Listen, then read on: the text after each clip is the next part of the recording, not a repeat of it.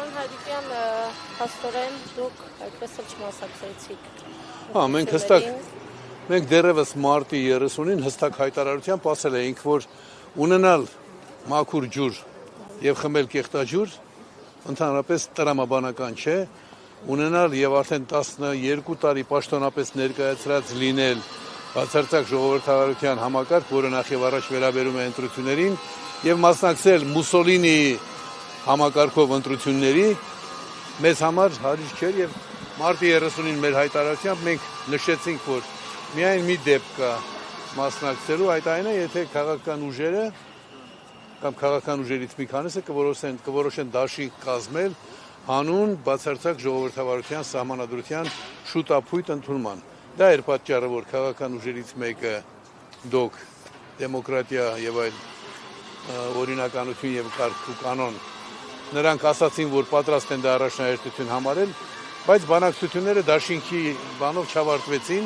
Մյուսները համաձայն են, բայց առաջնահերթություն չեն համարում։ Կներեք, ում հետ եք բանակցում, անձամբ Վարդան Ղուկասյանը։ Ոյ, չէ։ Վարդան Ղուկասյանը ունի շտաբի պետ։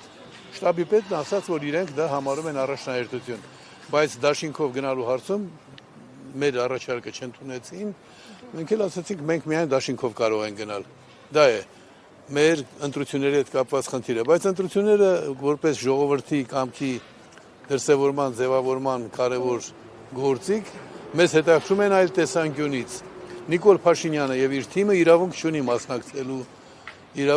մասնակցելու ընտրություններին, որպես կուսակցությունների մասին սահմանադրական օրենքը կոպտորեն խախտած քաղաքական ուժ։ Մենք այսօր այստեղ ենք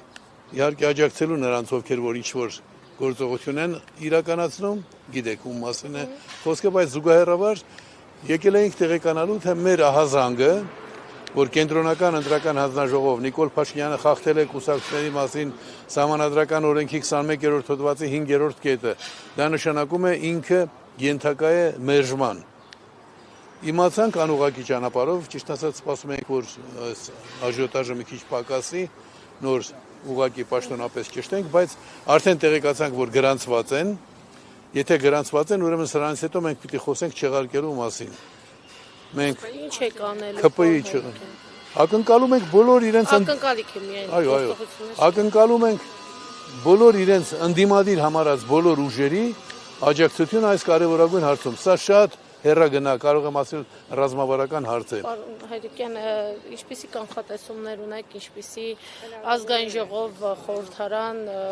իշխանություն է ձևավորվելու։ Եթե ընտրությունները սկսել են արդեն կեղծվել ընտրախախտին, իրավախախտին, ընտրությանը մասնակցելու թույլտվություն տալով, ապա բոլոր կանխատեսումները, բոլոր հարցումները դրանք դառնում են ոչ էական, ավելի ճիշտ ճշմարտությունից շատ հեռու, որովհետև այսպիսի խախտում թույլ տվողը, որը նաև միաժամանակ տիրապետում է իրավիճակին, նա բնականաբար պիտի խախտի, որովհետև ինչպես իրենք են ասել, տարբեր առիթներով իշխանությունից հեռանալն իրենց համար լինել չլինելու կյանքի մահվան հարց է։ Այնպես որ որևէ լավ կանխատեսում, որևէ բանական մարդ ունենալ չի կարող։ Եվ ինձ մոտ երբեմն ծիծաղ են առաջացնում նրանք, ովքեր ասում են, այ ընտրության ժամանակ այսքան ձայն կհավաքենք, այսքան խախտումներ կատարած քաղաքական ուժի վերահսկողության պայմաններում, դուք կարծում եք, որ նրանք թույլ կտան, որ այլ խախտումներ չանեն, ընտրությունների խախտումները արդեն սկսված են։ Իսկ այսինքն հանրային աջակցությամբ չի անցնի քաղաքացիական պայմանագիրը, եւ լույսները պիտի լինի ինքնակերտիքները։ Ոչ միայն։ Հանրային աջակցությունը հարցի մի կողմն է, հանրային աջակցությունից բացի կա նաև պետական մակարդակով ընտրողների վրա ճնշում գործադրելու գործելակերպը։ Այդ վերջին շրջանի դրված պարգևավճարներն էլ մի նպատակ էին հետապնդում։ Այնպես անել, որ միջոցներ տրամադրվեն, լրացուցիչ միջոցներ տրամադրվեն ԿՊ-ի շագերտավոր նվիրատուներին։ Օրինակ, դա նույնպես պիտի գործի։ Արդար ընտրություններ։ Ես կուզեի, որ բոլորը հիշեին 18 թվականին կառավարության ծրագրում Նիկոլ Փաշինյանը գրել է.